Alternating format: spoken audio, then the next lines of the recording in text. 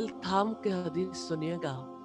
सईदना इब्न मसूद रजी अल्लाह ताला अन्हु फरमाते हैं, आखिरी ज़माने में शाम की तरफ से एक सुर्ख हवा चलेगी जिससे कुरान में और दिलों में कुरान की एक आयत भी ना रहेगी, और मसाहिफ से और दिलों से कुरान उठा लिया जाएगा।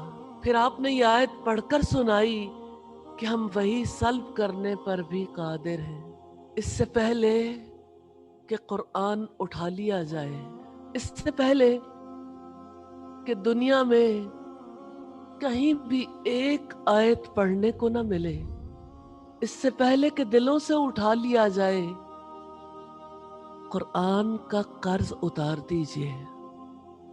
ये कुरान फर्ज है, इसका हम पर कर्ज है। इसका पढ़ना, इसका पढ़ाना, इस पर अमल करना, इसका पहुंचा देना। आज जिस सूरत हाल का हम शिकार हैं, एक पैगाम सब तक पहुंचा दे। कुरान को थाम ले। मुश्किल वक्त है, बचाने वाली जात अल्लाह ताला की है और कुरान शिफा है। जहां तक आपका बस चले, सोशल मीडिया पे और फिजिकली जहां जहां इंसान बसते हैं, घरों में, टीवी चैनल्स पर और शॉप्स में, मॉल्स में, हर तरफ अपने रिसोर्सेज को यूज करें। हर कोई अल्लाह ताला का कलाम सुने। इस कलाम में शिफा है।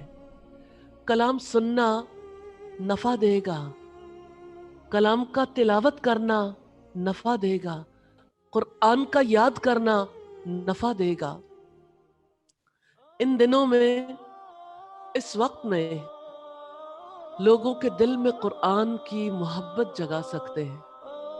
अल्लाह ताला जब कभी मुश्किल हालात लेकर आते हैं तो लोगों के शऊर को, लोगों के दिलों को झंझोड़ते हैं, फिर वो कबूल करने पर तैयार हो सकते हैं।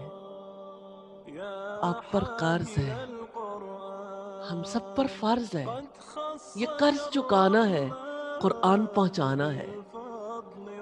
ये फर्ज अदा करना है, कुरान को सुनाना है। इंशाअल्लाह ताला